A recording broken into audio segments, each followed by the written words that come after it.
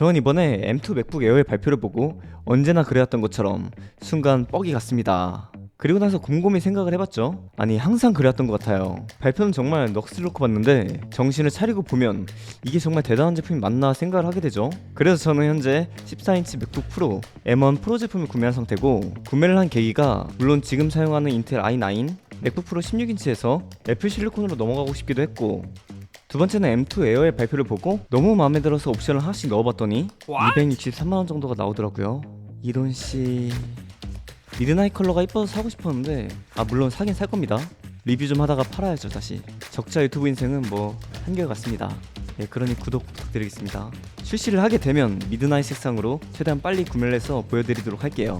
일단 M2의 첫인상은 전체적인 이미지가 그 전에 M1 에어의 느낌과는 조금 다릅니다. 아무래도 가장 큰 점은 저는 성능이 아닌 가격이라고 느꼈어요. 가격에서 전체적으로 이 M1 에어보다 좀 더 높은 모습을 보여주는데요. 1199달러, 한국에서는 169만원으로 M1 맥북 에어 시작가가 139만원이었는데 이보다 30만원가량 비싸졌죠. 이에 맥북 에어는 거의 유일한 애플의 가성비 제품이었는데 지금 출시한 이 M2 맥북 에어에서는 그 가성비의 느낌을 받기가 힘들 것 같습니다. 현재 M1 맥북도 판매를 함께하는 걸로 봐서는 M1 맥북 에어의 성능이 조금 아쉬웠던 분들이 M2 맥북으로 가는 건데, 이는 아직까지도 애플의 가성비 제품으로 M1 칩셋의 에어를 내세우는 걸 볼 수 있죠. 그런데 M1 맥북 에어는 가격 대비 아주 좋은 성능을 보여줬기 때문에 인기가 있었는데, 여기에 성능이 아쉬워서 M2 에어로 가시는 분들은 이 맥북으로 생산적인 활동을 하시는 분들이 대다수일 텐데, 그럼 앞서 말한 것처럼 옵션을 적어도 하나씩 올리게 되면 에어를 이 돈 주고 사야 되나가 나옵니다. 그럼 저 같으면 정말로 진지하게 맥북 프로 14인치에 M1 프로 칩셋 기본형에 1테라만 추가해서 296만원에 구매를 할 것 같습니다. 뭐 실제로도 그랬고요. 물론 저는 고급형으로 가서 조금 더 비싸긴 했지만 무튼 30만원 정도 더 추가를 해서 프로로 가시는 게 훨씬 더 이득을 봅니다. 디스플레이도 다른 부가적인 기능들도 당연히 프로기 때문에 더 좋거든요. 일단은 M2 에어의 스펙을 함께 봐볼게요.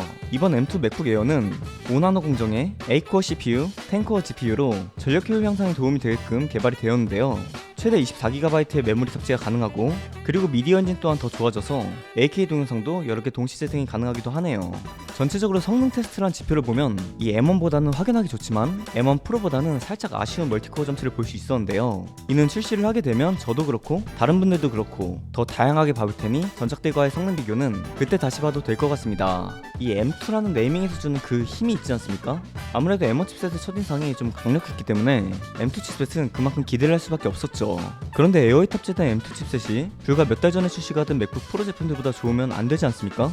그래서 정확히 M1 프로 칩셋의 아래 성능으로 끝나누기를 한 것 같습니다. 그 때문에 아무래도 비약적인 성능 향상이 있었던 M1 칩셋의 인상보다는 당연하게도 첫인상에서 준 느낌이 약할 수밖에 없죠. 그리고 저는 가격 다음으로 눈에 들어온 건 전체적인 디자인과 색상이었는데요. 그 전에 점점 얇아지는 엣지 디자인에서 이번 프로라인과 같이 일정한 두께의 디자인으로 출시를 했습니다. 이 점에서 에어만의 헤리티지가 사라져 보이는 건 당연합니다. 누군가는 이 디자인 변경이 아쉬울 수도 있고, 또 누군가는 오히려 좋아 라고 할 수도 있겠는데요. 제가 받은 느낌으로는 그냥 별 생각이 없었습니다. 저는 지금 이 16인치가 너무 무거워서 가볍기만 하다면 뭐든 오케이거든요. 그보다 저는 이번 새로운 색상인 미드나잇 컬러가 눈에 들어왔습니다. 이외에도 스타라이트, 스그, 실버까지 총 4가지의 색상으로 출시를 했는데요. 지금 미드나잇 색상과 스타라이트 색상을 애플에서 밀고 있는데, 색 하나를 이쁘게 뽑으면 이렇게 다른 제품들에 똑같은 색상을 넣어도 돌려 쓰는 게 아닌 패밀리룩으로 칭찬을 받을 수 있다는 걸 보여주는 것 같아요. 아이맥 24인치처럼 화려한 색상들로 나오진 않았지만 프로가 아닌 일반 아이폰 13에서는 이미 블랙과 화이트를 대체한 색상이기도 하고, 그래서인지 이번에 출시한 M2 에어는 이 4가지 색상 다 잘 팔릴 것 같습니다. 그리고 디스플레이를 보면 저는 설마 에어에 미니 LED가 들어가나 했지만 역시나 미니 LED는 탑재가 되지 않았습니다.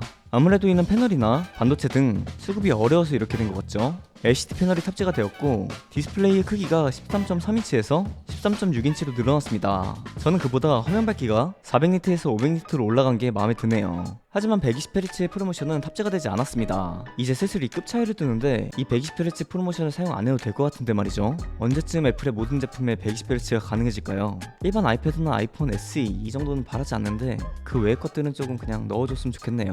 카메라는 1080p 카메라가 탑재가 되었고요. 그리고 이번에 함께 출시한 M2 프로는 720p 카메라가 탑재가 되었습니다. 오늘 영상에서는 M2 프로에 관한 언급은 많이 하지 않지만 솔직히 에어보다 여러 점이 아쉽습니다. 이 기존 폼팩트를 유지하면서 칩 색깔이만 한 형식이기 때문에 당연히 한계가 있겠지만 이 외형이 바뀌지 않으면 누구도 신형을 보지 않기 때문에 저는 그 점이 조금 아쉬운 것 같습니다. 다시 M2 맥북 에어로 돌아와서 페이스 아이디는 당연히 탑재가 안 되었고요. 이거는 맥북 프로도 안 되었는데 에어만 되면 조금 이상하겠죠? 충전에는 프로와 같이 맥세이프가 탑재가 되었고 이는 급속 충전을 지원해 30분을 충전을 하면 50%가 충전이 된다고 합니다. 포트는 썬더볼트 포트 2개 그리고 3.5파이 이어폰 잭이 지원이 되는데 저는 SD카드 포트가 지원이 안 되는 게 조금 아쉽습니다. 그래서 제가 이번 프로를 산 것도 있는 것 같아요. 가끔씩 이 허브를 두고 나오면 다시 집 가서 가지고 나와야 되는데 제가 멀리 나와 있는 상태면 정말 아무것도 못합니다. 이게 길거리에서 살 수 있는 것도 아니고 말이죠. 그럼 제 생각을 정리하면서 결론적으로 가성비를 원한다. 그러면 M1 맥북 에어로 계속 가셔야 하고 30만원 정도 더 주고 조금 더 좋아진 성능과 새로운 디자인 또는 색상을 원하신다면 이번에 출시한 M2 맥북 에어로 가셔도 좋을 것 같습니다. 출시는 미국에서도 딱히 일정이 나오지 않았고 그냥 다음 달이라고만 나와 있어 7월 중에 미국 출시를 할 것이다 라고 예상을 할 수 있죠. 그리고 한국의 경우에는 같이 나오는 것보다 자연스럽게 그보다 뒤인 8월쯤 출시를 할 것 같습니다. 이 제품이 좋든 싫든 당연히 초반 물량에는 구하기 힘드실 거기 때문에 여유있게 구하지 않으실 분들은 빠르게 구매를 성공하시는 게 좋을 것 같습니다. 초반 물량을 놓치면 아무래도 몇 달 뒤에나 이 물량이 여유로워질 테니까요. 이상 오늘은 제가 M2 맥북 에어를 기다리면서 느낀 점을 말씀을 드렸고요. 저는 출시가 되면 빠르게 구매를 해서 영상을 올려보도록 하겠습니다. 그럼 오늘도 시청해주셔서 감사드리고 저는 텐이었습니다. 유바!